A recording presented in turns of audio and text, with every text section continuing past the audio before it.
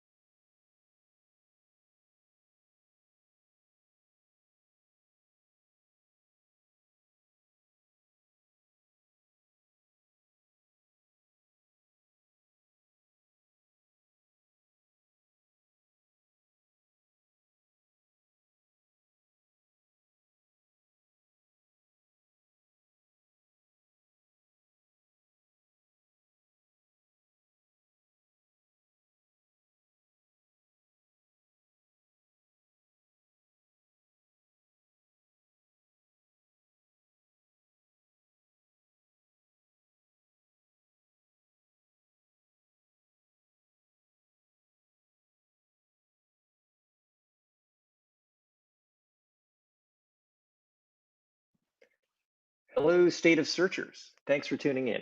I'm Andrew Shotland, CEO of localseoguide.com, and today we're going to talk about multi-location SEO and how we're approaching it for our clients. Some of the key takeaways I hope you'll get from this presentation are ideas you can take back to your team for both near and long-term growth, and how to use custom business intelligence tools to make faster decisions and act at scale. So congrats to all of you in local search. Local search is probably the biggest niche in search that most people in search don't really pay attention to. This is an SEMrush ranking keywords trend chart for Upwork.com, which you may know is a freelancer marketplace site.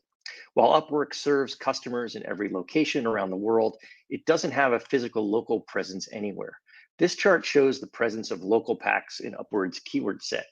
You can see that since early 2019, the number of local packs has been growing. This means instead of clicking on Upwork to find a freelancer, more people will be clicking on truly local businesses.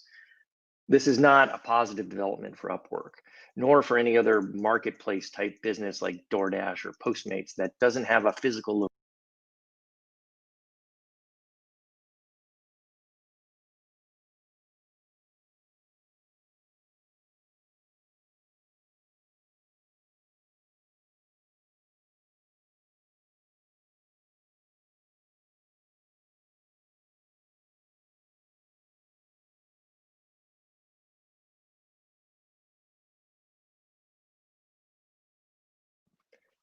Hello, State of Searchers. Thanks for tuning in. I'm Andrew Shotland, CEO of localseoguide.com, and today we're going to talk about multi-location SEO and how we're approaching it for our clients. Some of the key takeaways I hope you'll get from this presentation are ideas you can take back to your team for both near and long-term growth, and how to use custom business intelligence tools to make faster decisions and act at scale. So congrats to all of you in local search. Local search is probably the biggest niche in search that most people in search don't really pay attention to. This is an SEMrush ranking keywords trend chart for Upwork.com, which you may know is a freelancer marketplace site. While Upwork serves customers in every location around the world, it doesn't have a physical local presence anywhere. This chart shows the presence of local packs in Upwork's keyword set. You can see that since early 2019, the number of local packs has been growing. This means instead of clicking on Upwork to find a freelancer, more people will be clicking on truly local businesses. This is not a positive development for Upwork, nor for any other marketplace type business like DoorDash or Postmates that doesn't have a physical location in the localities it's competing in. So this is a typical local SERP these days. It's for mattresses. Above the fold, all ads. Scroll down and you get a local pack and of course some more ads. There's even an ad inside the local pack. Scroll down some more and you get what we call the local organic results, which tend to emphasize sites with pages relevant to the searched location. Since COVID, we've noticed these results for typical e-commerce searches have trended back from these find a business in this location type pages to being more national e-commerce sites like Amazon or Wayfair. We suspect this is because more people are shopping online versus going to stores. But that will change as the economy hopefully picks up.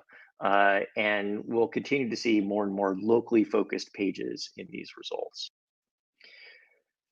So over the long term, Google seems to be trending towards localizing search results as much as possible. And it makes sense because ultimately this is where most of the untapped money for Google is with small businesses.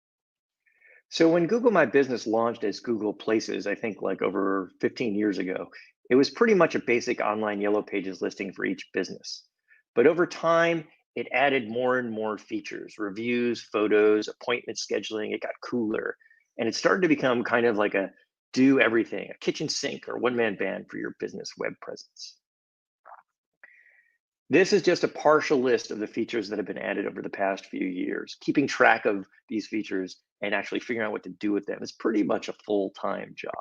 And Google has been aggressively adding capabilities to GMB because I think it just wants more and more businesses to use it as its kind of main web presence. These are the results of a Twitter search for tweets containing Google My Business customer support account and the phrase WTF. As you can see, there is no shortage of problems with Google My Business. It is a complicated system prone to breaking as Google constantly changes it. So keeping track of it for multi-location businesses is an art unto itself. More on this later. For several years, we did a large statistical study on local pack ranking factors. We stopped doing it this year because we got kind of bored with it, actually, as they never seem to change. Here are the factors we typically see correlate with strong local pack rankings. We put them into 3 buckets. The first bucket is what we call GMB authority, which equates to reviews on your Google My Business page, both having them and having specific keywords in the reviews. Presence of Google My Business photos, and of course, having the target keyword in your business name, which may in fact be the #1 ranking factor, of course, outside of proximity where you're located. Then there are website factors. These basically come down to having words and images on your pages. Note, it's the number of words and number of images, not necessarily what they say. They should be relevant, of course, but the data suggests that longer pages tend to do better. And then, of course, there are backlinks. By quality of backlinks, we mean links from URLs that are relevant to whatever you are targeting. Relevance of backlinks equals that it ranks well for target keywords or related keywords, and anchor text of those keywords, what those links actually, the words that those links say, are definitely a factor. So, okay, we've got all these ranking factors. How do we look at a local SEO campaign? What are the basic things you need to do? Well, at a high level, this is how it works. You need a website with location pages, also known as content, if you have physical locations, and then you need an optimized Google My Business page, meaning all the data is filled out correctly, it's categorized correctly, etc. You need relevant backlinks and possibly local citations, listings on relevant local directory sites like Yelp or yellowpages.com. Now, citations are kind of controversial in the local search world. I mean, do you really need to spend time fixing them or getting them? Do they really help? Well, here's what our data says. So we fixed citations on a 1,300 location restaurant chain. And what we saw was that for those keywords, this site already ranked in the top 24 in the local pack. Fixing citations did nothing to move them in one direction or another. So if you are already in contention for your target keywords across most of your locations, it may not be worth it to spend much time fixing these issues, like wrong phone numbers and things.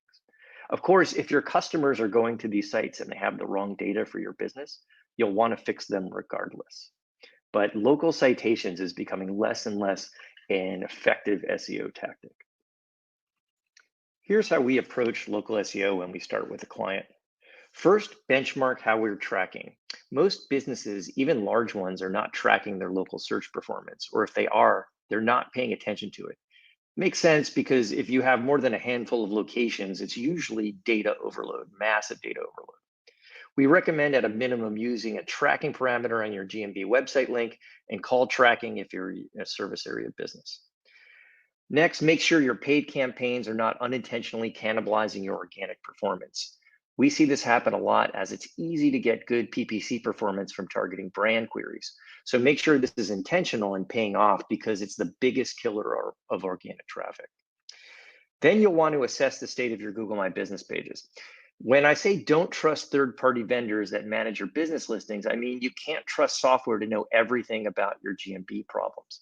Software can be absolutely critical to managing large numbers of locations, but GMB problems are often edge cases that software was not built to find. So you'll want to take a sample set and manually review what's going on. For example, for 10,000 locations, maybe start with 100 locations and manually review them. You'll likely unearth duplicates, bad photos, and other issues that software couldn't detect, which can give you an idea of how bad the issue is for the entire set. Categorization is also important. So see what your competitors are targeting and decide if you need to add or update your GMB categorization. Then once this stuff is done, you can now move on to more proactive strategy. As we started getting more complicated projects, we realized that the current tool sets available did a good job of getting us a bunch of data, but it was still difficult to turn that data into action at scale. So we decided to build our own tool set to get us to that last mile of actionable insights. On the surface, this report looks like your average position report. But if you look at the drop downs available, you'll see that this report allows for slicing and dicing this data by a number of metrics that you can't get from an off-the-shelf tool set. In this case, for a multi-location auto dealer, You can filter the report by OEM, such as Toyota, brand, like Ford F-150, by market, by store, most critically, by query category. Query category enables all sorts of insights into how a site, or in this case, hundreds of separate dealer sites, perform for a specific topic that encompasses thousands of keywords. Of course, you'll need to be able to track all of these metrics by location and be able to compare how different stores perform.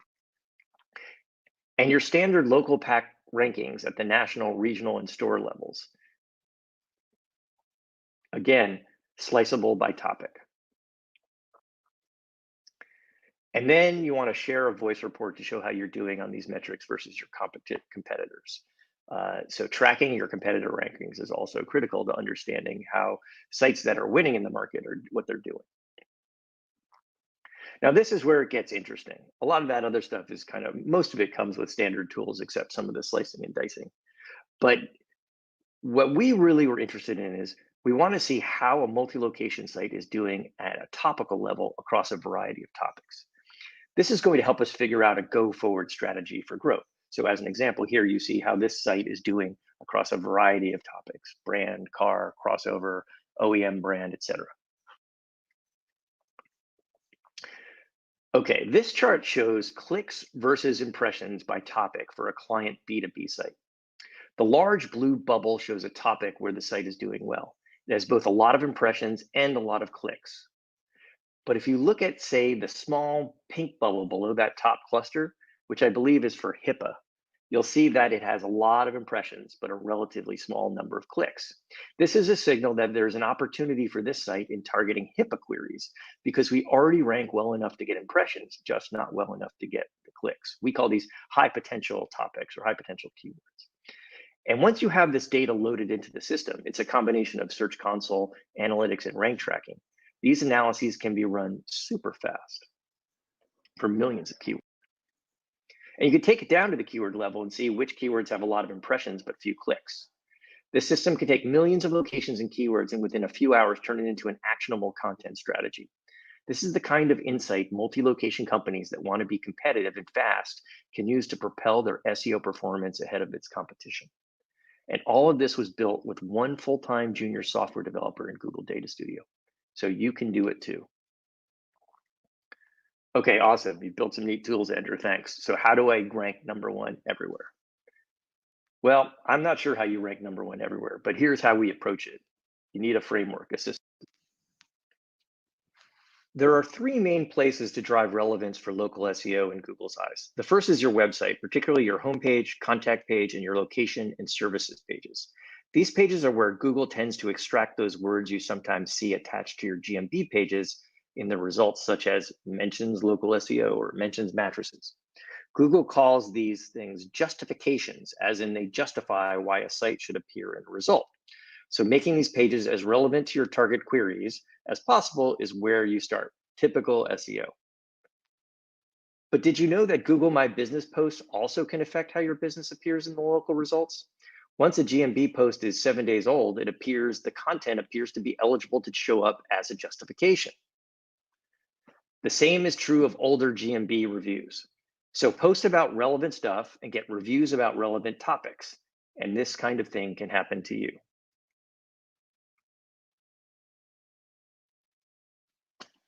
Now let's talk about some easy stuff, because who doesn't like easy? Adding a keyword to your GMB business name is often the quickest way to boost your rankings. It's not a slam dunk, and you need to be careful.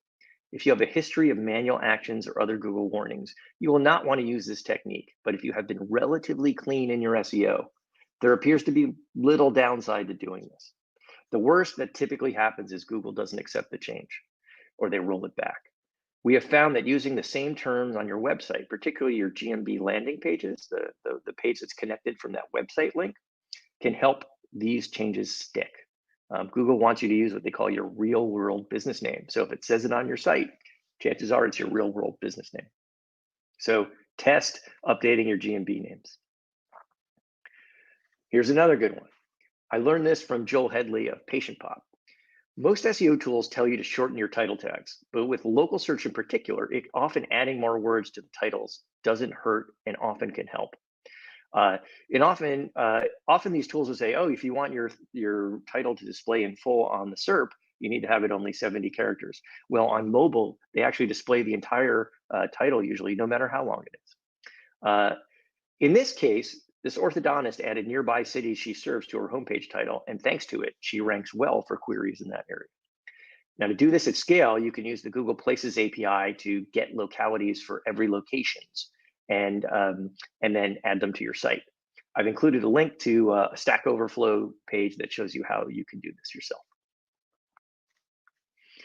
Another easy thing, if you have not set up department listings for Google My Business, you should definitely prioritize doing so. Google allows you to create separate GMB pages for departments, but they must have a different name than the primary Google My Business page. So as an example, Walgreens photos versus Walgreens. A separate phone number is needed, as well as often a separate entrance. Your mileage may vary about what you can get away with here. And then these pages, once they're live, allow you to better target relevant queries at scale. They're really effective. Now let's talk about Google My Business posts, one of our favorite tactics, because they're really easy to do and can have a high ROI. So at the end of last year, we ran a GMB post pilot for a 20 location retailer. We posted 3 times per week with various offers. While the post did not generate a lot of traffic, they did generate high quality traffic because GMB posts typically only appear for brand queries. So searchers are already looking for you. And the cost was so low that we needed only 1 conversion per year to be successful. And with only 25 clicks, this campaign generated 5 conversions. Pretty amazing. But how do you do posts at scale? Except for COVID posts, Google will not let you post to more than 10 locations at once. But what do you do when you have thousands of locations or even 30? Well, we built our own bot that can log into the GMB dashboard and create posts. Now all we do is through Slack, we upload a GMB post CSV in Slack to Jarvis, our bot, and it instantly starts posting. We can now move from concept to posting to thousands of locations in less than an hour. So we strongly recommend using GMB posts and figuring out how to do it at scale. Here's an obvious but often overlooked tactic. Store locators that are search only, meaning you just enter in a zip code or a city name to get the location into a search box. They tend to rank for 50% fewer keywords than those that have a clickable state, city, location structure. So if your locator is search only, and while we're on locators, I recommend rewriting your location pages. By using custom localities and other relevant local info, we typically see location page rewrites have a positive effect. This is an example list of stuff that we often use to update pages at scale. And page rewrites can work. This is the Search Console data, impression data for 5 different locations we launched rewrites on, and you can see they instantly started jumping up in impressions. Now let's look at the state of the art of location pages. We think Home Depot is pretty much the poster child for these. I'm not going to walk through every detail of these, as you can review it in the deck later, but you can see these suckers are seriously SEO. I particularly like the trending in your store section and links to the priority local department pages. As you scroll down, you see Home Depot puts a lot of points of interest info and category info into its location page copy. These are all really helpful in ranking. Review content and links to popular categories are great ways to goose these pages and help with internal linking throughout the site. If you don't have local review content on your location pages, I strongly emphasize that you prioritize that. Local service pages can be quite effective at targeting queries like window installation in Pleasanton, but you have to be careful. We've seen businesses add too many local service pages, which can create thousands of near duplicate thin pages. When overdone, these pages can often merely compete for brand queries versus rank on their own. So you need to be sure you have good content strategy to differentiate them and that there's enough local demand to warrant creating them. But they can work. This is the aggregate GMB impression data for a multi-location retailer that launched local service pages last year. And you can see it was pretty effective. Now let's get back to some easy stuff. Adding the word best plus a number to the title tag we have consistently seen this increase click-through rate and rankings, and it's super easy to do. The best SEO is often the easiest. Update title tags, improve internal links, etc. That stuff should be in your top 3 things to do tomorrow. Remember this URL? I thought to wrap things up, I'd show you some GMB epic fails that we've seen over the years. I've been using this screenshot for years because it shows exactly what the risk is when you run a multi-location GMB program. No tool would have alerted me that a cat picture started showing up for this auto dealer, or that a picture of porta potties would have shown up for this luxury apartment building as it was being built. So we had to build our own GMB monitoring tools to alert us when these knowledge panel photos changed. Now we get an alert in a Slack channel, and we can quickly check to see if a business is displaying a bad photo so we can deal with it. By the way, this tool is open source, so if you share this GitHub link,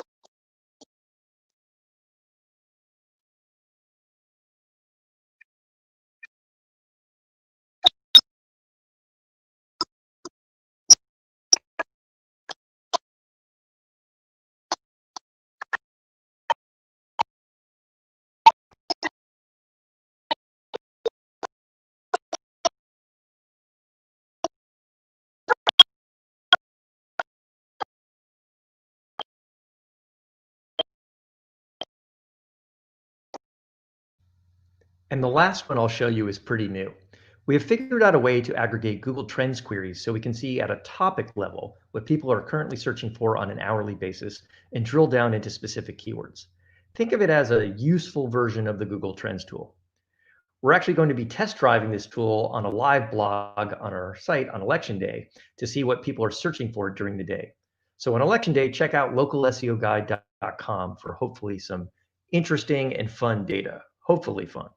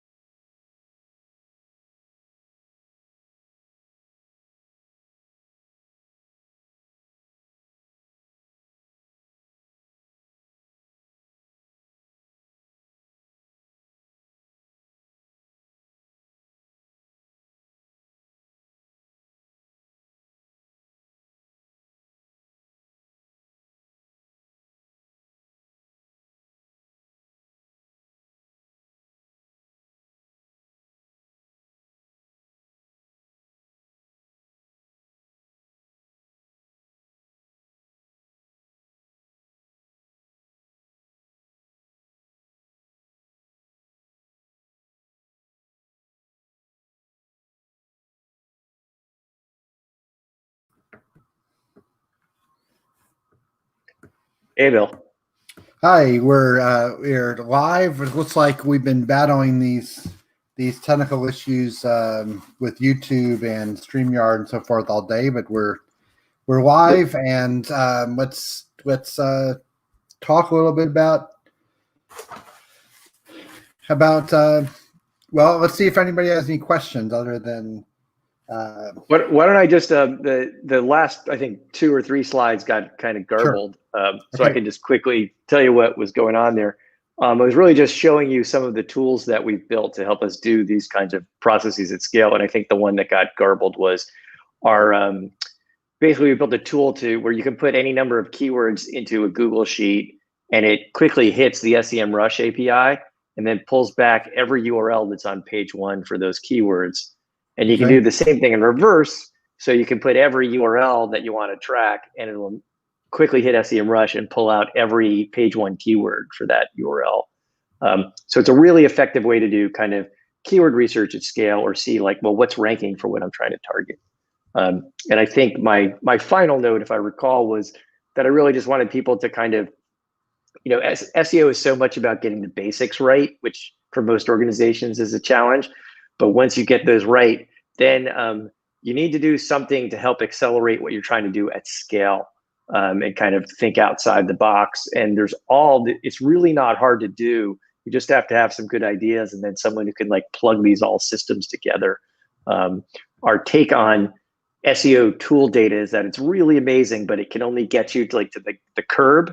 And then you need like something to kind of put it into action so you can get inside the house. It's kind of what our take is. Anyhow, that's the presentation.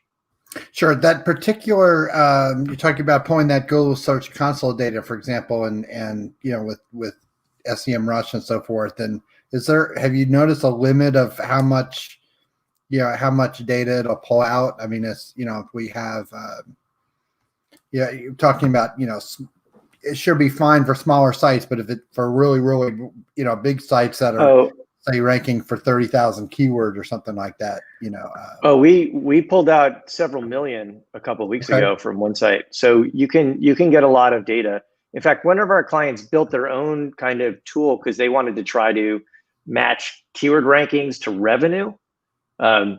And so we helped them get all the Google Search Console keywords out, and they now have a regular updated feed that goes right into their business intelligence system.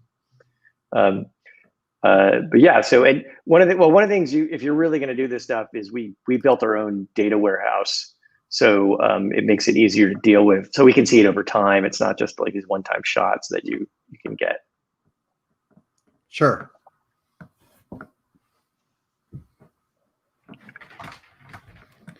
Okay. Any other questions anybody has about? I guess about local SEO. I mean,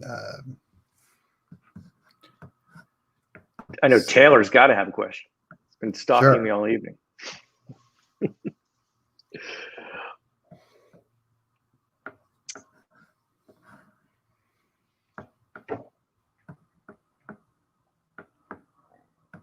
I'm going to take that as not a lot of questions at the moment. Okay.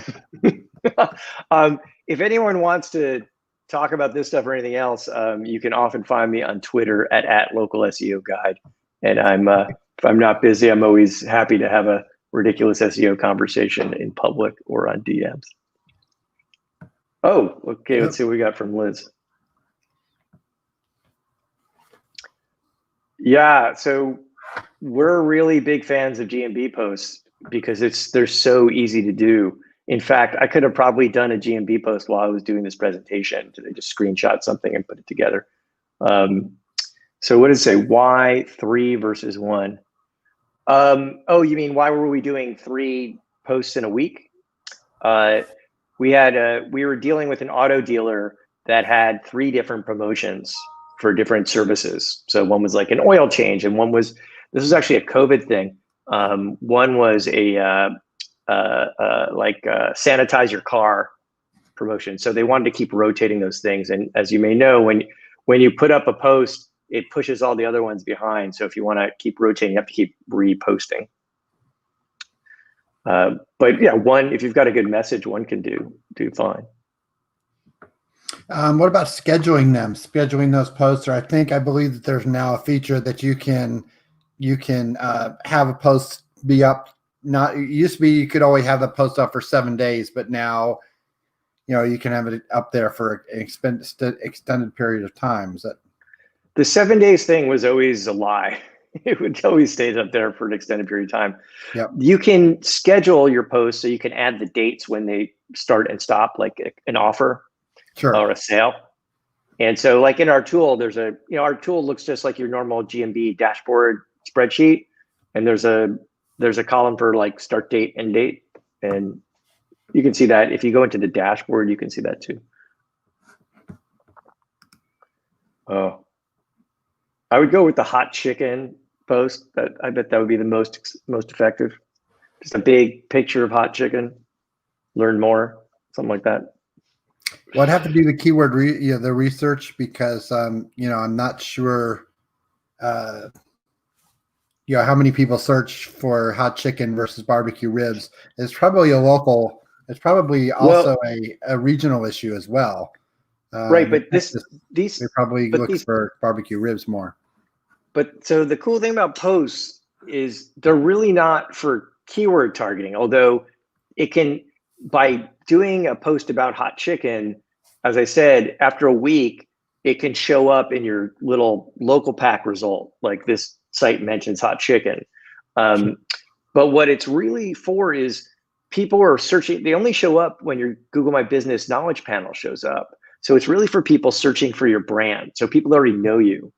And so you put hot chicken if you want to promote hot chicken to your already customers, right? Or people are kind of in the mood for you. And so maybe, so if they didn't know you had hot chicken, that would be a perfect thing to post, regardless of whether they're searching for hot chicken or not.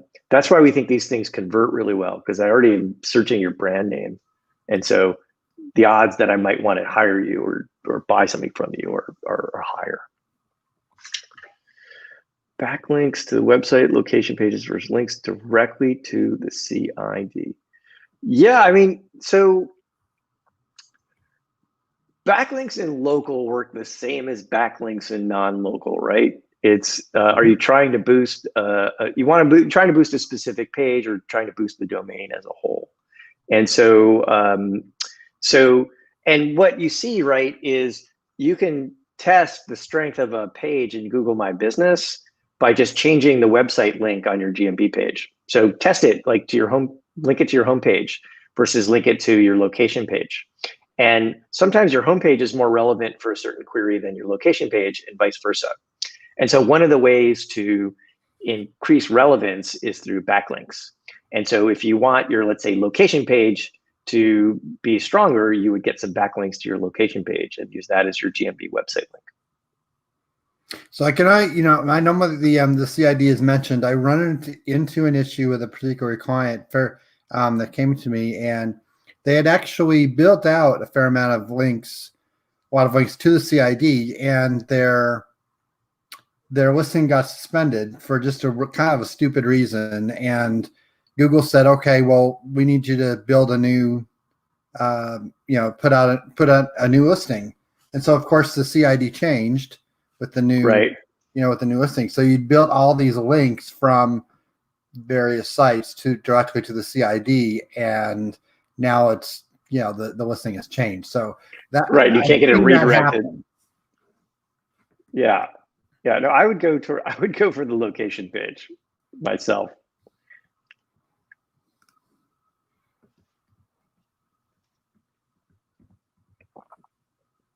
But links are definitely, they are the coin of the realm, as in all other facets of SEO. Kevin, like I kind of just said, it's totally case dependent. And sometimes, so in general, for multi-location, like more than a handful of locations, you're gonna probably link to the location pages because those are almost always by default gonna be the most relevant. But you never know. Maybe your homepage might be, as an example, if you're headquartered in a certain city, like that's where the corporate HQ is, maybe your homepage is more relevant for that city than your location page for that city. So the only way to know is to kind of test it. The good news is that GMB is really, I don't know what the right word is. Like it's responsive. You change that thing and in 5 minutes, you'll see whether or not it had an effect or not. And then if you don't like the effect, you can change it back. I figured this out once because there was a site outranking me for local SEO in my city. And I was like, how are they doing that? What is it? And so for whatever reason, I decided to change my website link on my GMB page to link to their homepage. And by doing that, I instantly started outranking them. And that led me to start thinking, oh, wow, I bet like there's this whole relevance thing that that is connected to your website link. And so we just started playing around with that for all of our clients and trying to figure out what's the most relevant page for whatever query. And in fact, I did see a case where there was where they had linked as their website, they'd linked to their bbb.org profile listing. And that actually really, really helped, apparently, because of the authority, I guess, of the BBB, and the trust of that particular site, rather than linking people to their, to their website, which I think it was a really old version of their website, and they just didn't want to link to it anymore, and so they linked it to the BBB, and that power of the BBB really, a website really took over, and that helped their rankings. Yeah, you can actually look in the local organic results to see what the most relevant URLs are for a given query, and you can test just linking to those pages on your GMB. One tactic we have a couple of dummy listings that we use just for experiments, and one of them is they don't care. It's like a service area type business, so there's clicks to the website, don't mean anything, calls mean everything, and we figured out we could link to a competitor's homepage and instantly outrank them. And we didn't care about the clicks, we just cared about the calls. So there's all sorts of fun you can have with this thing. Max number of attributes to change at a time. I don't know the answer to that. That is a perfect question for Joy Hawkins. She is the type of person who would know the exact answer to how many attributes you could change at a time. I would hit her up on Twitter.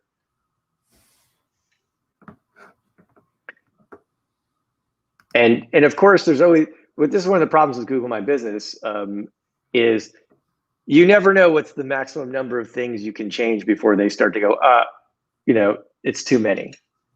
So change things judiciously.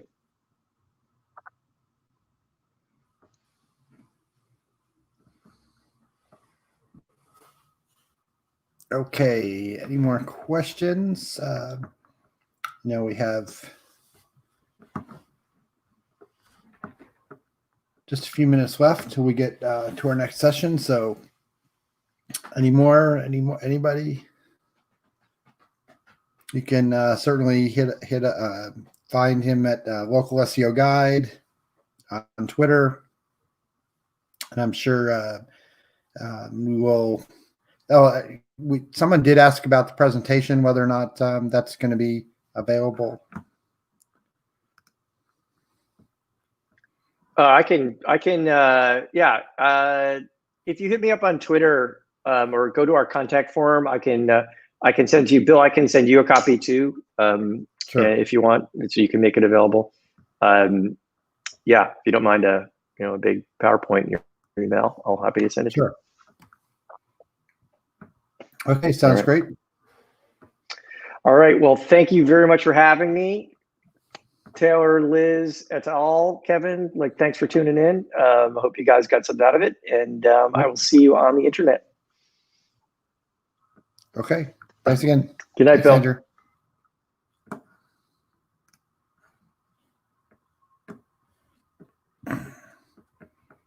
All right, so I know we're running a little late on this presentation. I know Chris Silversmith has been waiting. Let me add him in here, and we'll say hello to Chris.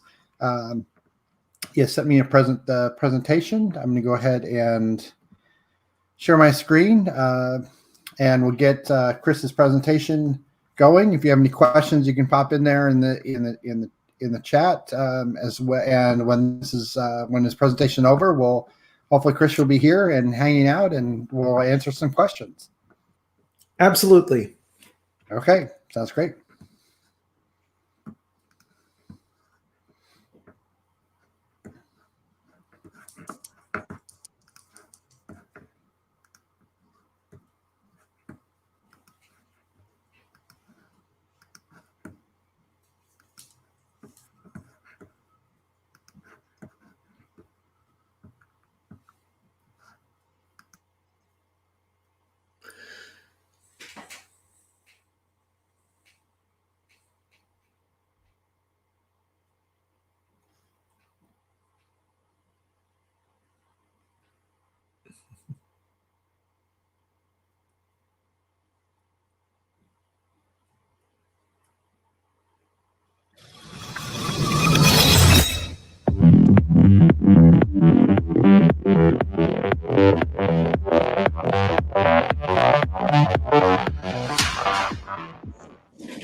Here, this is the State of Search Conference 2020 virtual mode.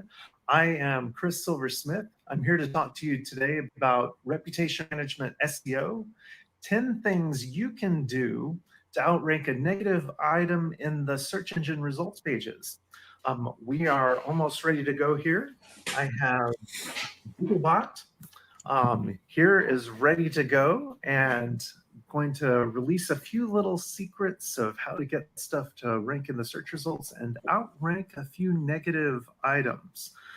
If you don't know me, I am the founder of Argent Media, an agency providing SEO, social media optimization, and online reputation management in the Dallas-Fort Worth area, although most of my clients are international and nationwide.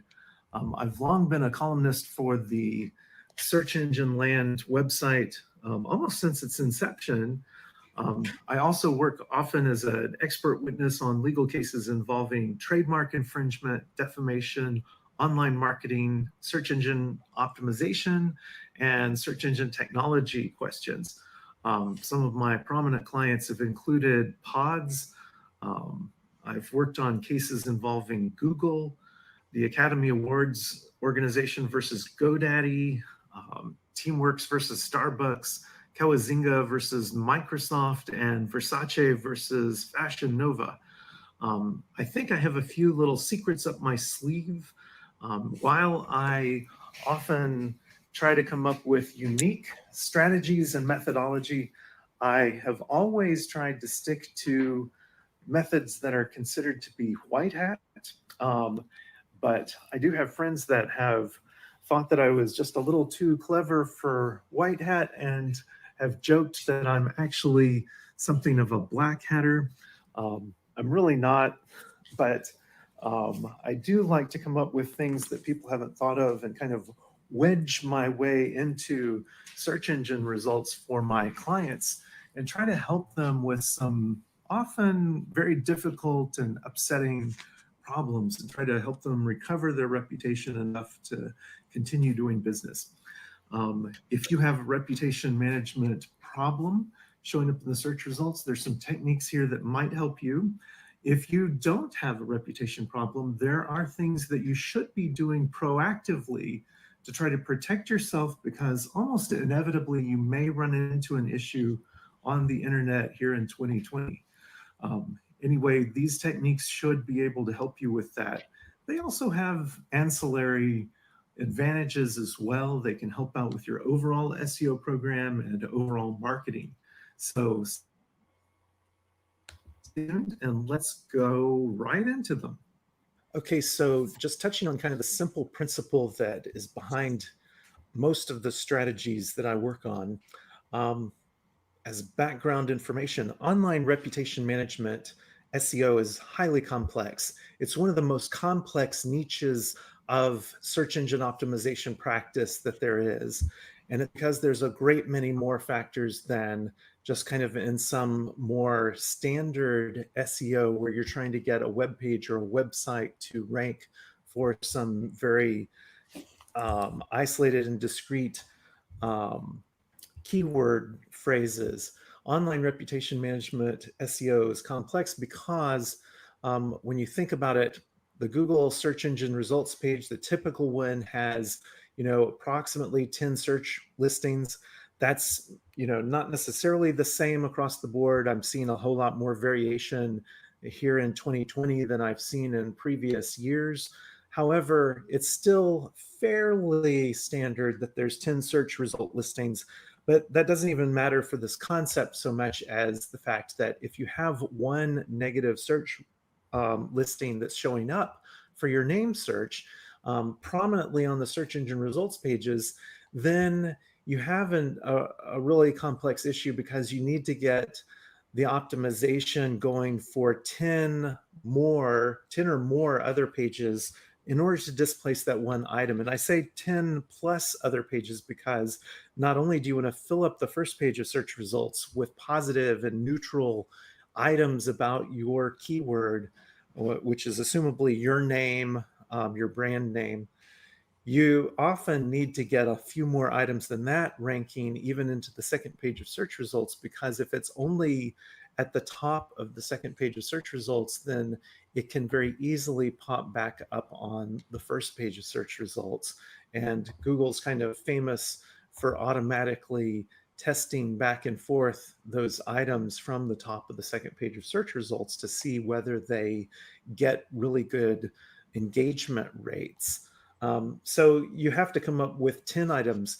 This is an order of magnitude more difficult than just getting one product page to rank well on the first page of search results for its product keyword searches.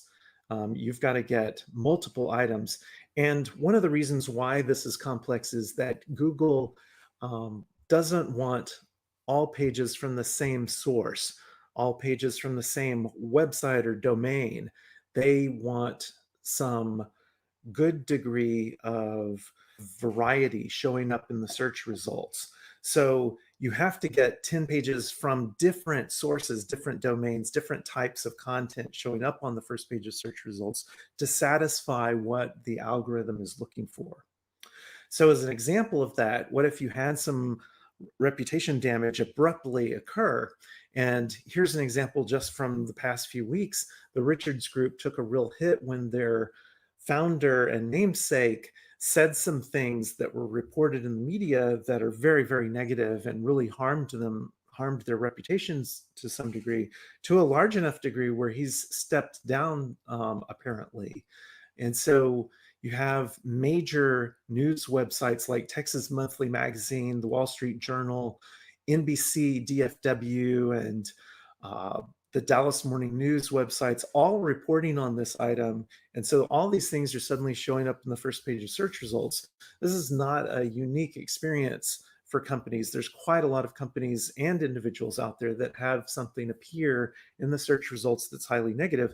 If it is from major news media, then you've got a difficulty. You've got to get some items ranking, 10 items or more, ranking in the first page of search results that can outrank these items, these articles from major news stories, major news websites. And they have built up really powerful ranking ability over the years from receiving many, many high quality links and having ongoing social media engagement. And those signals translate into prominence ranking factors in Google and other search engines. So if you abruptly have something ranking really well and you don't have already stuff well developed to try to outrank it, then you've got to suddenly get stuff going to where you're creating 10 or more items on different domains that all have to be able to rank well. And that is quite difficult. And that's why I've come up with this kind of overarching strategy that's going to,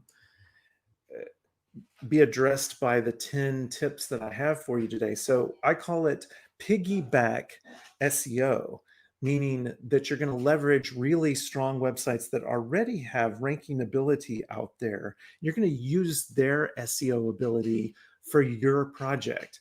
And it sounds kind of parasitic in a way, and I guess you could say that it was. However, what you're doing is just taking advantage of the infrastructure and development of those other websites and their ranking factors, and you're going to key into those to outrank something negative.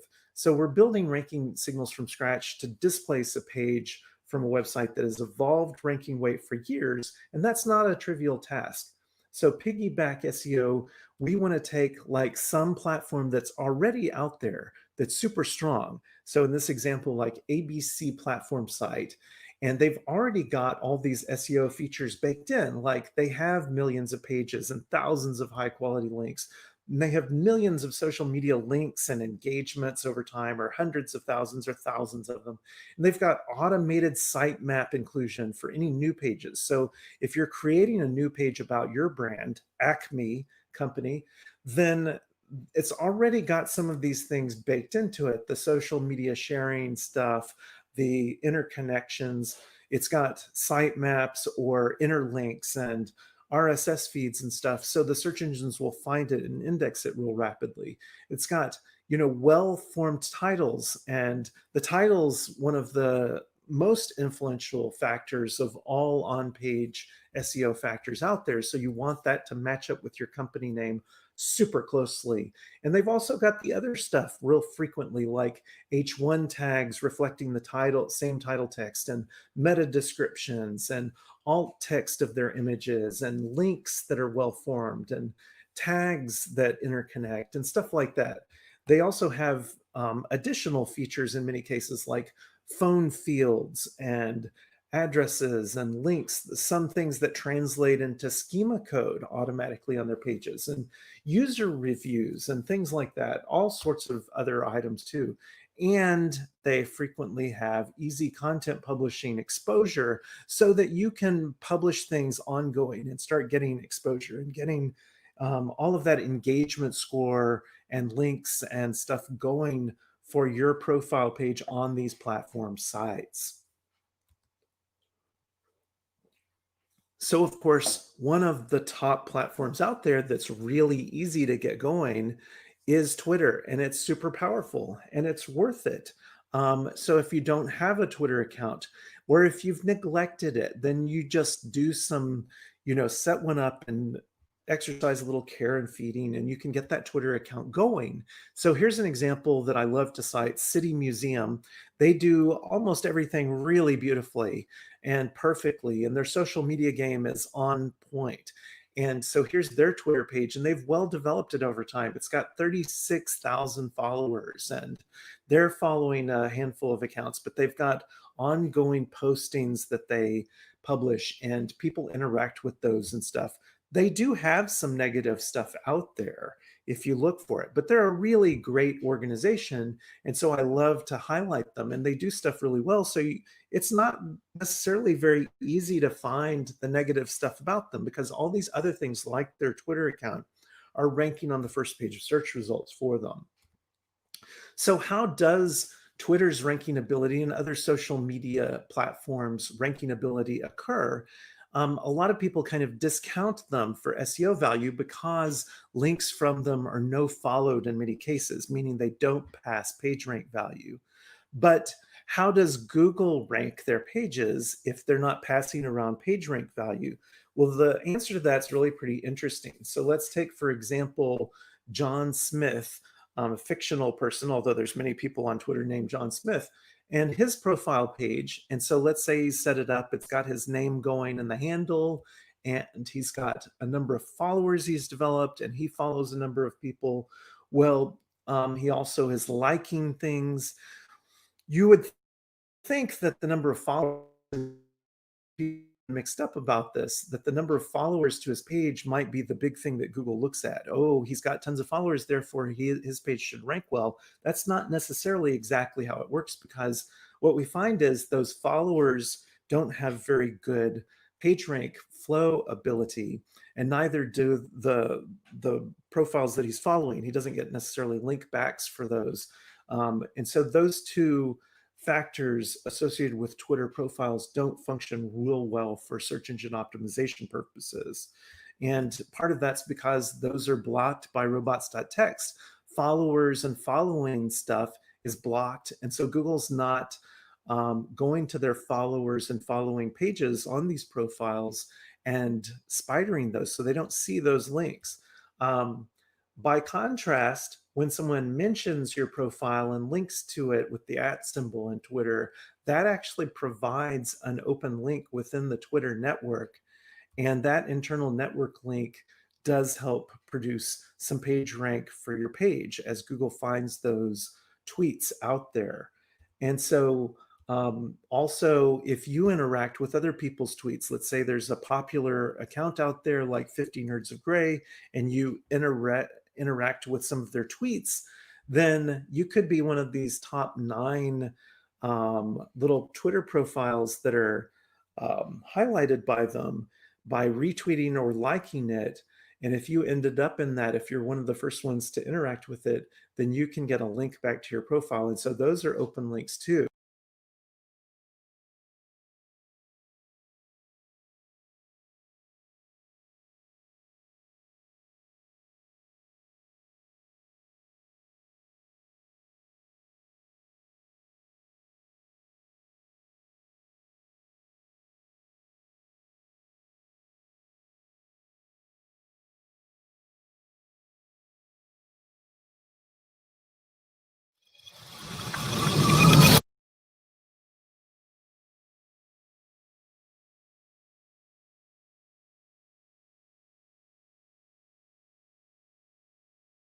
these profiles and spidering those so they don't see those links. By contrast, when someone mentions your profile and links to it with the @ symbol in Twitter, that actually provides an open link within the Twitter network. And that internal network link does help produce some page rank for your page as Google finds those tweets out there. And so also, if you interact with other people's tweets, let's say there's a popular account out there like 50 Nerds of Gray, and you interact with some of their tweets, then you could be one of these top 9 little Twitter profiles that are highlighted by them by retweeting or liking it. And if you ended up in that, if you're one of the first ones to interact with it, then you can get a link back to your profile. And so those are open links too.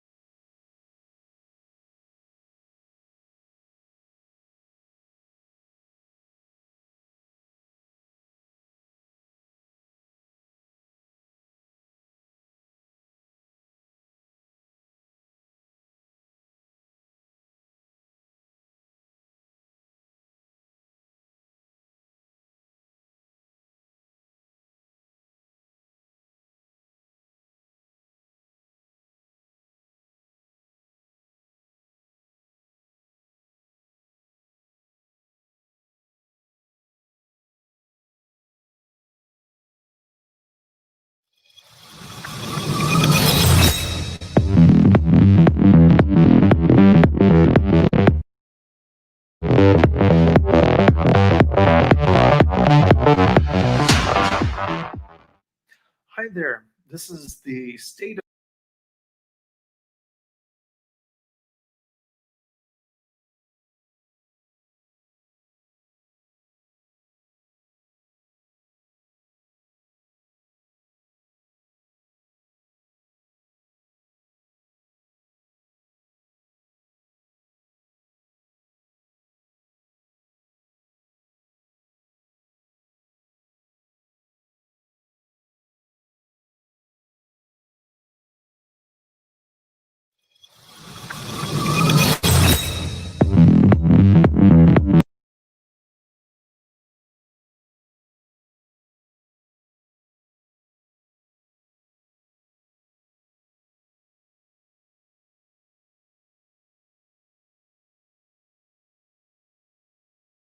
or liking it. And if you ended up in that, if you're one of the first ones to interact with it, then you can get a link back to your profile. And so those are open links too. So all those that kind of engagement activities on Twitter produces links internal within Twitter that do pass PageRank. And that's how Google's able to assess relative popularity within the Twitter network. And since Twitter itself has accrued lots of PageRank, that helps Google also to assess the relative popularity of Twitter profile pages and tweets amongst all of the other content out on the internet. And so tweets and Twitter profiles can also rank. And so that's how you develop it. You have to go through and do good social media management on Twitter in order to develop the SEO for your profile to rank on the first page of search results. But it's not all that difficult because Twitter has so many good things baked into it. So Facebook is another profile platform that you can set up a page on for your business.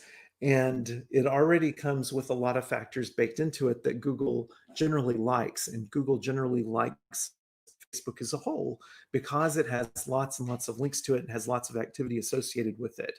Just like Twitter, they do have parts of Facebook that are hard for Google to access, but the parts that they do access, they can see very easily, and they can see the internal links within Facebook. And so you want that interconnectivity. You want people liking your page, interacting with your postings to it. You want to post things frequently.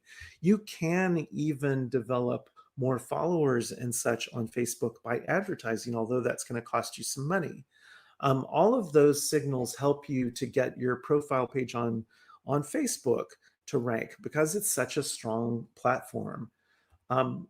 If you don't like advertising and you kind of want to do more promotion to all these followers that you're developing, consider a Facebook group. Your company can set up a group name, a group in its name for your fans and your dedicated customers so that you can interact and communicate with them. Or you can post things, tips about using your products, new product announcements, new features, asking, questions to your followers like, post pics of you using our product and stuff. And you can get some interaction depending on the type of company you are. And so here's the official Peloton member page, and they've got over 350,000 members. And so you can imagine that group page on Facebook has a good chance of ranking in the search results for Peloton searches. But there's also, of course, Peloton member groups for all sorts of major cities in the US and subgroups of people like moms and other stuff. So you could even create, if you have a regular Facebook page for your business, you could create groups for your most popular product names. And so you can do reputation management for those products. And the groups on Facebook are really powerful for doing, some types of marketing and community development because it largely doesn't really even require any kind of advertising costs, unlike everything else on Facebook. So the Better Business Bureau is also a platform that is really good and worthwhile. A lot of people complain about Better Business Bureau because they feel like they're being, forced in some way to pay a fee, or they don't like how the Better Business Bureau arbitrates complaints from consumers and stuff.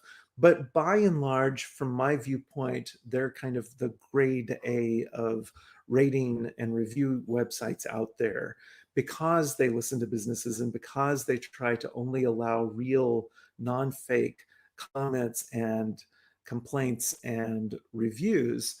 They go to some effort, unlike all of the other sites out there that don't really go to as much effort to assess who and what it is that's being posted on their networks. So Better Business Bureau actually is pretty good.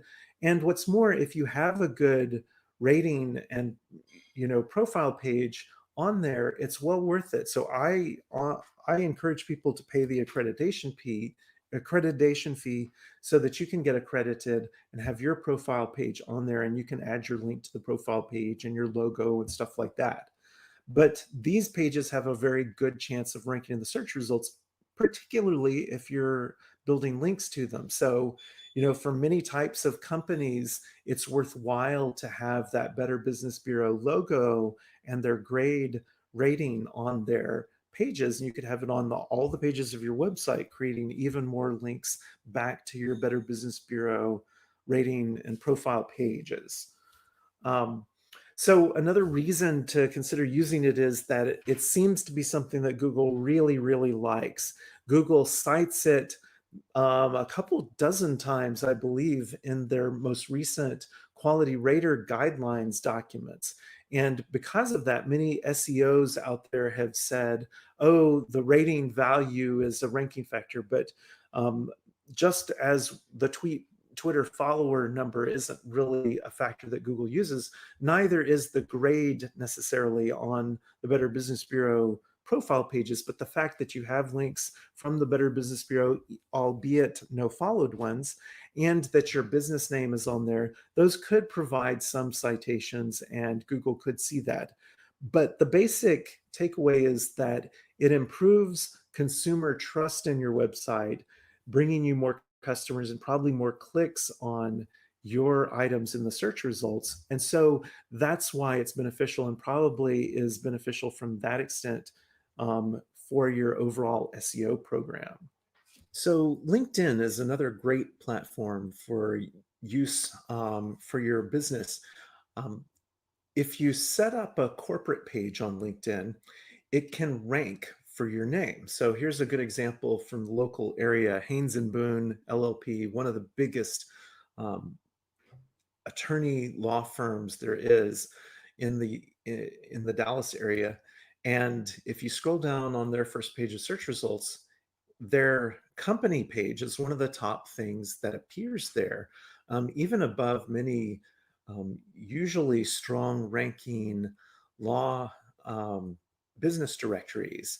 And that's because they have optimized to some degree, because their employees have associated their individual LinkedIn profiles with the company's main profile. So LinkedIn is really great to use, especially for small businesses that don't already have a LinkedIn page and are looking to beef up their name search results. So it's real easy to set up. And it's important, though, to also encourage your employees to add the proper name to their page so that it will associate and link over to the main corporate page. Google ads are actually something that I've seen used for online reputation management a number of times now. One of the more classic cases is if someone is attacking you in the paid search results. Here's an example from just a few years ago. The Diamond Doctor in Dallas had this very predatory attorney firm from over in Tennessee trying to get people to sue the Diamond Doctor and hire them. And so that really predatory law firm set up these ads, and I don't even think they had previously had any customers that had sued Diamond Doctor. They were just out trolling for lawsuits. But this made Diamond Doctor look bad and could potentially result in litigation against them. And as an aside, one of the things that came out in the court case was that this attorney firm would sometimes, in such instances, they would target different companies with ads like this, and then that company could potentially hire the attorney firm as a consultant and pay them a fee, and at that point they would stop posting the ad. So there's kind of almost a really shady extortion element involved in that. But what Diamond Doctor did was to take out ads, and you can see that they had their own brand ad there in order to try to push down this negative ad that was targeting. But they also, I know their ad manager, and they did something brilliant also. While Google wants you to only really take out ads for your business for one domain, they actually set up a whole nother domain in addition and took out additional ads to push it down even further. This case eventually got settled, but there's also another instance that I've seen as well where I have a current client in the travel industry, and they had a blogger post a really negative blog post about them. It's actually was a paid sponsored blog post that was sponsored by one of their top competitors who was trying to damage them in reputation. But what they did was, one of the things was to take out an ad for another website that was friendly to them and have the wording in that ad, the title and the snippet text of the ad, appear almost identical in form and much of the content to the organic listing ad. So if a consumer is looking at the page of search results and they were interested in clicking on that blog link in the search results, they might actually click on the paid ad instead, which goes to stuff that was positive about them. So Google Ads can be used in various ways. One of the top ways, though, is to take out an ad in your name, and just to, if you have something negative appearing in the search results, go ahead and advertise on your brand name so that you can push it down just at least a little notch in the search results. Because industry research shows us that the stuff at the top of the search results gets clicked on and engaged with and seen more than stuff that's pushed down. So you might be able to push down something negative out of the above the fold area of the search results, but also you might be able to damage its click-through rate and engagement rate, which might affect its rankings, especially if you're trying to promote and link to the other stuff below it and around it in order to outrank it. YouTube is just one of the best things to use for online reputation management. So what if you're a big brand like this example, Stefano Ricci, that has, you know, a famous worldwide brand name, is one of the top most luxurious and expensive of clothing brands for men, but you've got one negative thing showing up in the search results, like this Glassdoor review, which is like one employee was not happy or something and posted this review about them. Well, while they have a really great reputation overall, they still might be negatively affected by this because their clientele might not want to potentially buy products from a company that is purportedly not nice to employees. And so one of the things they could use to supplant that would be YouTube. You can set up your own channel on YouTube, which is ideal because then you can have these social media links to your top social media accounts, so you can help interlink those in here, as well as your official website. And the channel should be in your name, of course, that you want to show up in the search results with. And you can post your videos and promotional stuff here, but you can also set up a video that's a profile video about your company.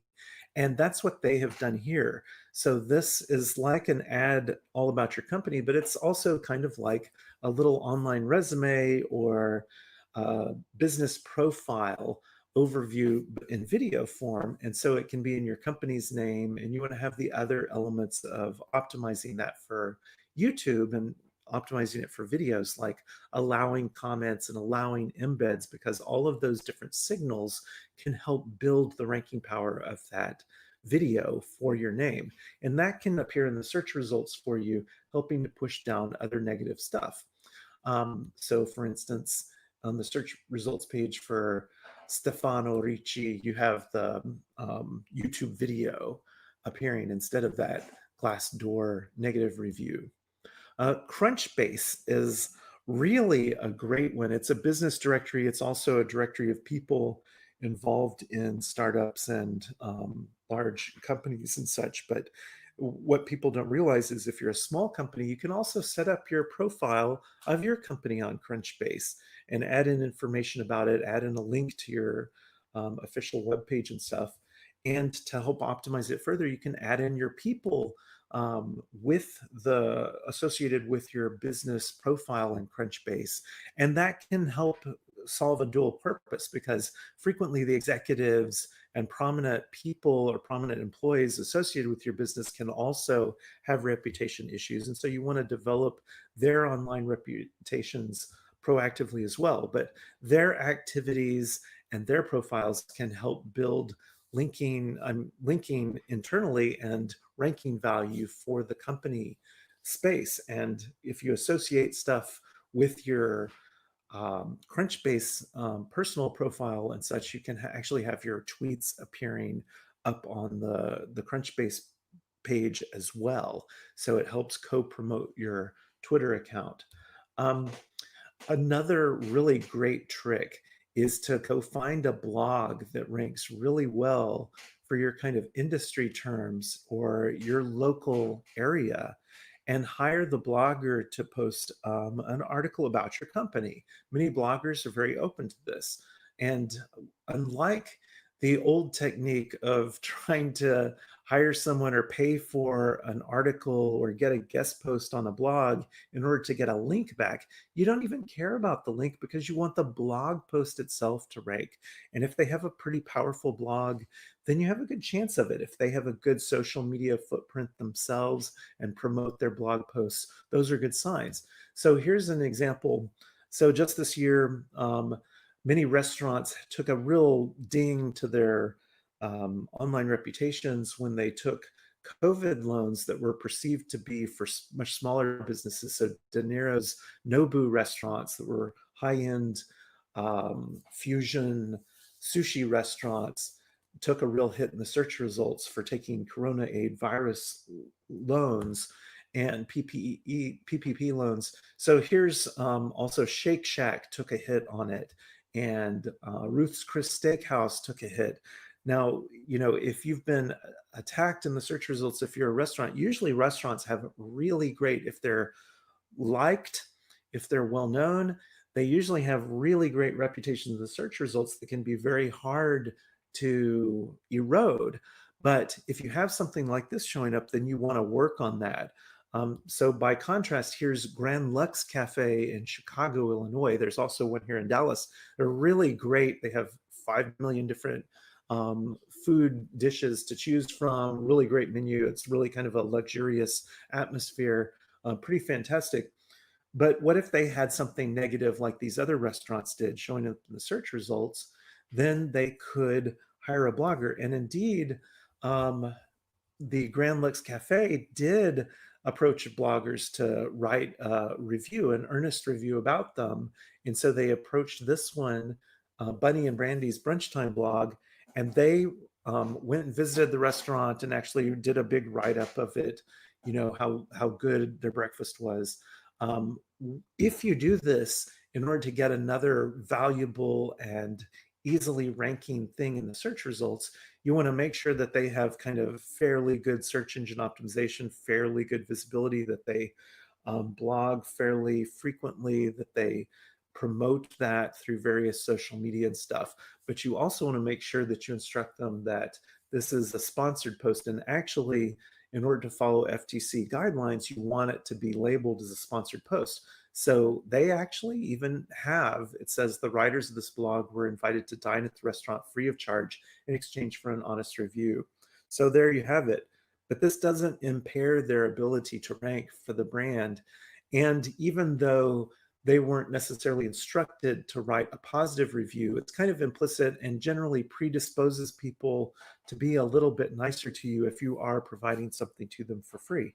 So, leverage those well-optimized blogs out there and get one of them to write an article about your company. Glassdoor, while I referred to it earlier with the Stefano Ricci as dinging their reputation, in many cases, if you don't have a Glassdoor profile page showing up about you, then if you have a reputation problem, you can go and go to your employees that you think are positively disposed towards you, and even previous employees, and say, hey, could you write us a review? Go in and give honest feedback on Glassdoor for us, and those pages can start to show up. So leverage your own employees, just like with LinkedIn, to request that they rate your business on Glassdoor. Now, if you aren't nice to your employees, you wouldn't want to do this. Or if Glassdoor has already kind of harmed you in some way, you might want to avoid that. Or if you're kind of an active target of some sort of malicious online reputation damaging campaign, then you might not want to get that, because they might be able to go in and rate your business badly if you're kind of under attack from one of your own.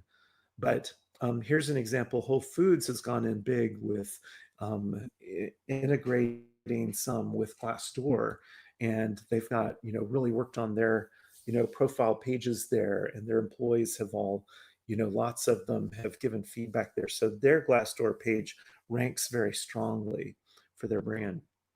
My final tip is kind of one of my stealth tips, and it's to use what I call doppelganger pages. And so what this is, if you have a website that's got something negative ranking against you, assess it and see if you can create a profile page on that website itself. And there's many instances when you can. So kind of the basis of this strategy is that, like I said, Google doesn't like to have many multiple pages on the first page of search results or on a results page from the same domain. So if you create something else on that same domain name that is better optimized than the negative thing, it could end up replacing the negative item in the search results. And we've had that happen successfully in a number of cases. So just for instance, we have a client currently that had a little disciplinary issue with their legal board, and that resulted in a article on justia.com that goes over that, oh, this person had a disciplinary thing happen. That doesn't make their reputation look good when that appears real high in the search results. So what we found was that you could actually create a profile on justia.com for attorneys, and it doesn't necessarily show these disciplinary actions if you've set up a fresh one and stuff. And so what we did was we went in and set up and optimized as best we could. Optimizing it means we added their photo to it, their personal websites linked to it, their description, their categorizations are filled out. We linked to it externally. We added as much beef to that page as we could, and then we started linking to it, and we're getting it ranking well in the search results, like in this example.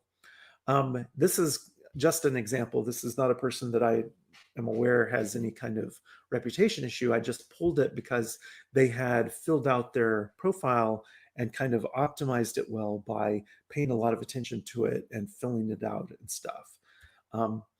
So here's another example of this. If you have many different news sites out there, allow people to post comments. And sometimes when you set up and register with them to post comments, it creates a profile page about you. So here in this instance, TechDirt reports about all sorts of things in the technology industry. But if you go in and create, like in your business name, an account, or in your personal name, if you're worried about some article that's ranking about your personal name from TechDirt, you can get a profile page. So I went in.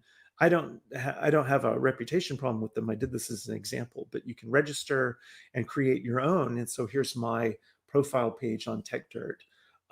You can't add a whole lot about it, but it does add in your name as the title and I think H1, and you could add a link to it and stuff like that.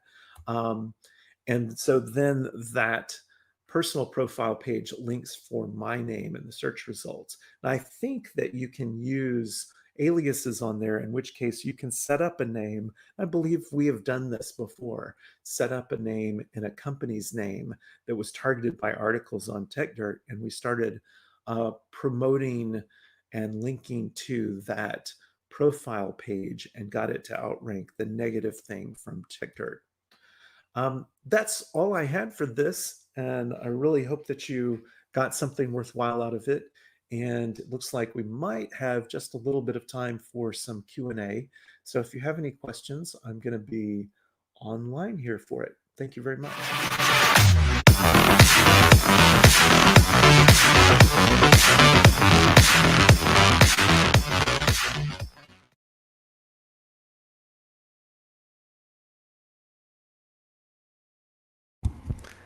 I think I was muted. No, I was, yes. Thanks so much, Chris. We do have a few questions I'm going to pop up here. One from Liz about checking out your own search results. I've had the same.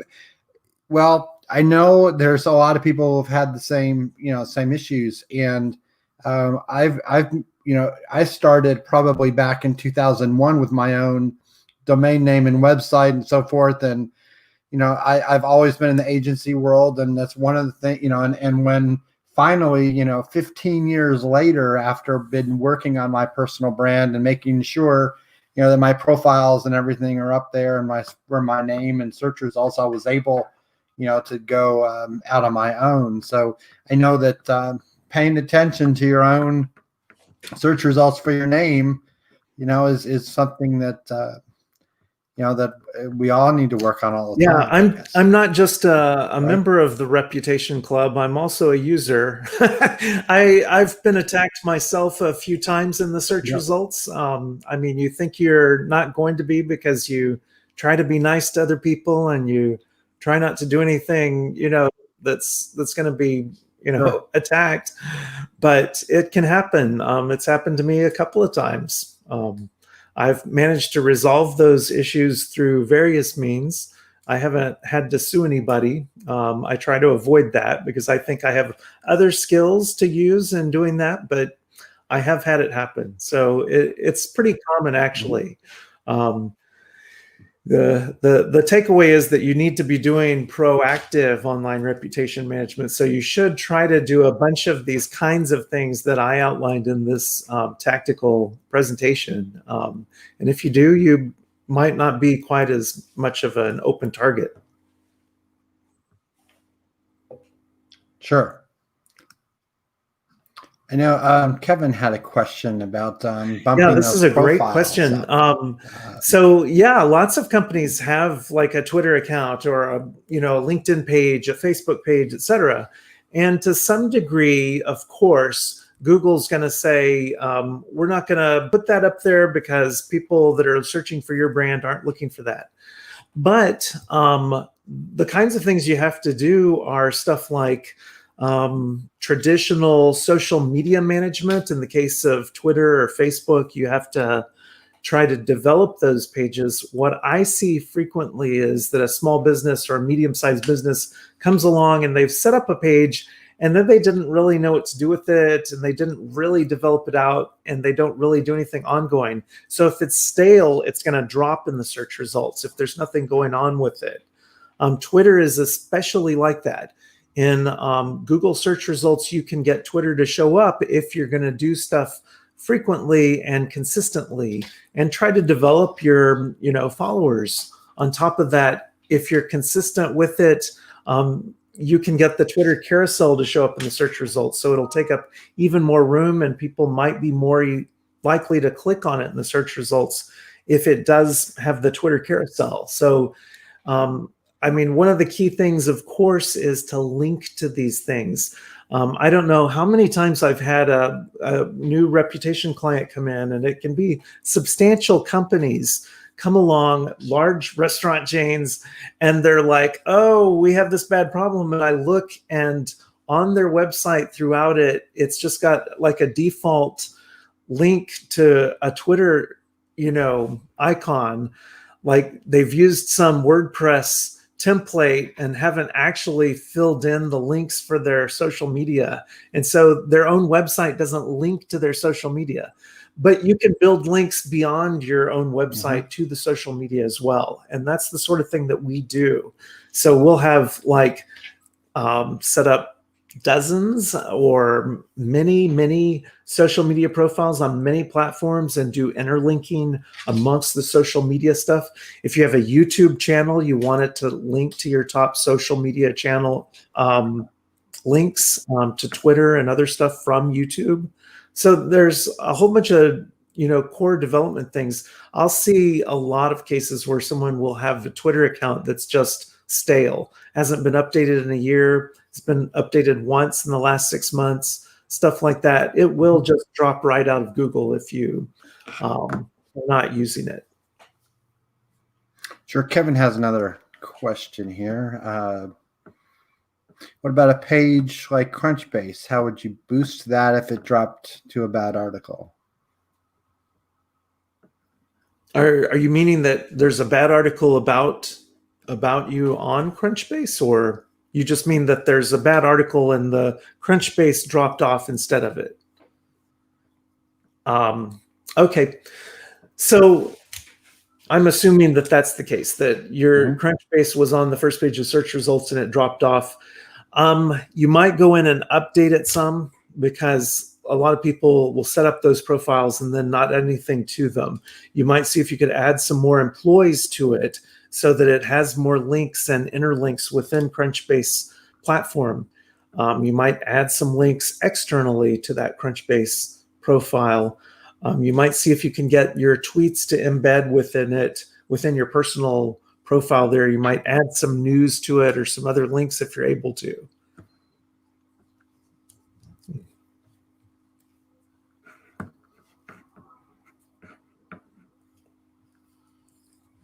So what about what about actually building? I guess what I would call second tier links would be, you look at you go to the search results, you look for your brand or company, and look at who the positive mentions in the top 10 results, and just link maybe you do some links to those.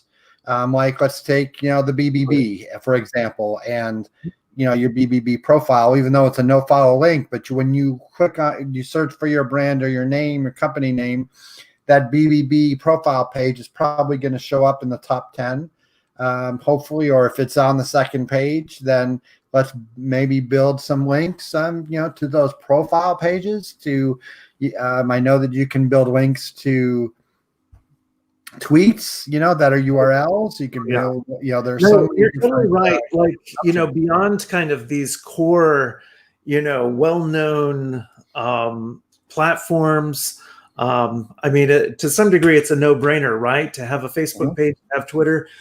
You can go down through the search results and look at other stuff that shows up, neutral stuff that it's not positive or negative. It's just information about you. You can look for positive stuff, articles or blogs that mention you positively, and build links to those items and raise them up in the search results. That's always a classic tactic. Definitely a good thing to do. Once in a while, I mean, there's sometimes that you get something that's super negative that appears in the search results and it just sticks there and you can't even figure out why. I mean, you're doing the classic SEO, analysis of it, and you're like, oh, it doesn't seem to have very many links. It doesn't seem to have a whole lot of page rank. If you're, analyzing it classically, why does it show up there? The prevalent theory amongst many of us is that the engagements with that listing, the combination of engagements, not just clicks necessarily, but view expands, viewing the cache, other types of interactions with it, can cause Google to say, okay, that listing is more interesting than some of the other stuff. And unfortunately, negative stuff gets an advantage for that, because a title like Chris Silversmith, sexcapade, Chris Silversmith, giant controversy, Chris Silversmith expose, sounds a whole lot sexier than, oh, Chris Silversmith resume. We want to know what the crazy stuff is about a business or a person when we Google it. And so that's what we're going to click on and interact with. So there are times when I have used kind of fire to fight fire. I'll create a blog post or an article, get it published somewhere nice and, that has good ranking ability, that says, has kind of a salacious sounding or interesting sounding, title, like, is this company a scam? ? Exclamation mark. Find out here, and you click through and it's like, oh no, it's not a scam. It's actually really good. And these are the reasons why. Or, Chris Silversmith expose, we've got the inside scoop, and you click through and it's like, oh yeah, here's like just my biographical information, So sometimes you can use those titles and create really, kind of scandalous sounding titles, interesting sounding titles. I mean, it's kind of clickbaity, but unfortunately that works sometimes, and you can use that to displace the truly negative thing about you. I call that like an instance of, people will click on the stuff that looks negative. It's like rubbernecking on the information superhighway. There's a car wreck in the search results. You want to see what it is. It's just too interesting to pass up. That's the problem with negative stuff. It gets a little bit more juice all the way around. Okay, so I want to just bring up something else, though, is that let's just forget about the search results. Someone's posted something negative on a website that is showing up. And, rather than doing necessarily something that, to try and, make that negative web page and the results go down. Okay. I know personally and things I've done personally, and I know you can expand on this, but there are things you can do just to get that content completely removed from the web. I'm just going to mention a couple things. One thing might be to look at the terms of service of content resides. Somebody writes I've used this tactic. Somebody had a really negative blog post, and I looked at, it was really bad about somebody else. And I looked at the page and I looked at the terms of service of the web host, and that blog post and content, or the whole website that was created against this person, violated the terms of service of that web host. And just my own personal thing, I emailed abuse at the web host, and they removed the entire website. Mm-hmm. Those types of things, those are kind of the immediate things we should think about, probably maybe first, and then try and get stuff to go down.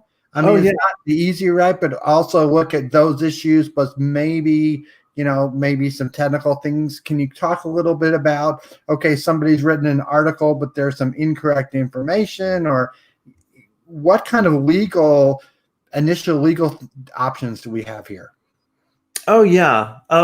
So you touched on like all those really great strategies. There's some great ones out there. I've never gotten Google to respond so fast as when I flagged and called attention, actually directly to one of the Googlers, not just, through their online little entry forms, but actually called attention to it and said, hey, this business has the following reviews showing up, and they've got racist comments against the employees of the company.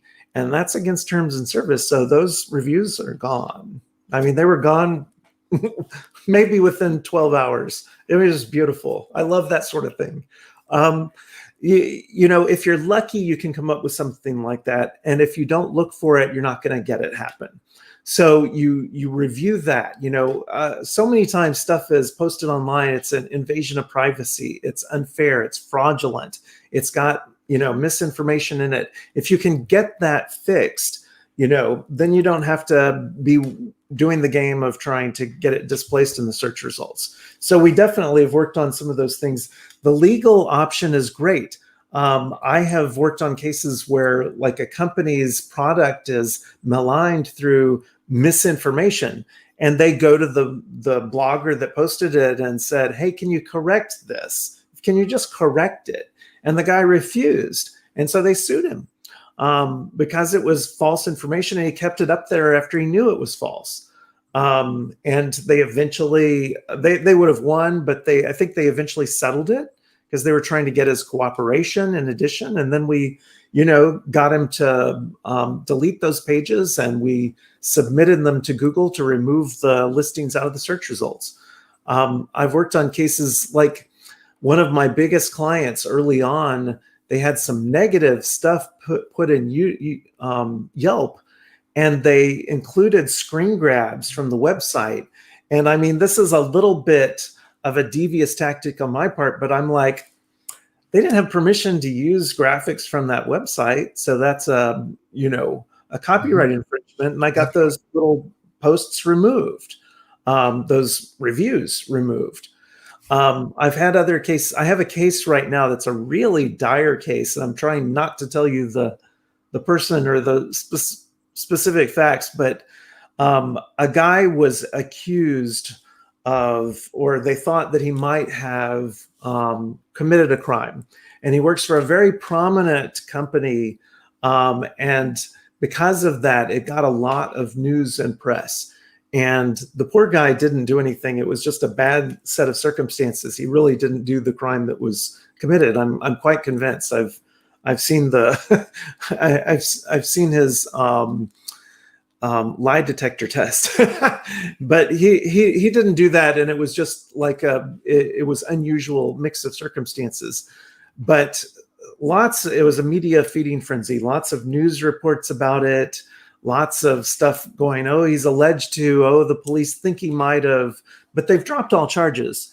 So one particular YouTube video I really despise, and the person that created it went into his and his family's pages and took, images out to use as the images throughout this YouTube video. We're in the process of getting that video removed for copyright infringement. So that is something that you can use. And it's totally fair and valid. It's not like, it's not like it's illegal. The issue with legal stuff, though, you can sue someone for defamation. Anyone can sue anybody for defamation. And if you've got really good case and stuff, you can get it, stated that this item that you posted on this website or on this forum or on Facebook or Twitter, this was defamation, it's fraudulent, it's untrue, we've declared it in a court order. Well, Twitter may not take it down. And if the person doesn't have the access, or you don't have access to force the person, if they're outside of the country, you may not be able to take it down even then. Google and Twitter and Facebook aren't required to remove those things necessarily. However, Google is pretty nice about it. If you get a court order that states that these specific URLs are defamatory, and you've executed that court order properly and executed the court case properly, Google will actually remove those things. And that's really pretty nice of them. It's one thing that I really am pleased with them about. Bing, not so much. And Facebook, I've had pushback for ridiculous things from Facebook. But you can, frequently get it out of the search results using that, and you can compel people to do it. But one of the reasons people will come to me, even if they're suing, is that the law process is expensive. It can cost $10,000 just to begin a case like that. And it can take a year, 2 years. I've seen longer than that even. But typically we'll say a year to two. And in the midst of COVID-19 pandemic, it'll take longer rather than shorter. Sure. Any more questions? And we're just probably just about out of time.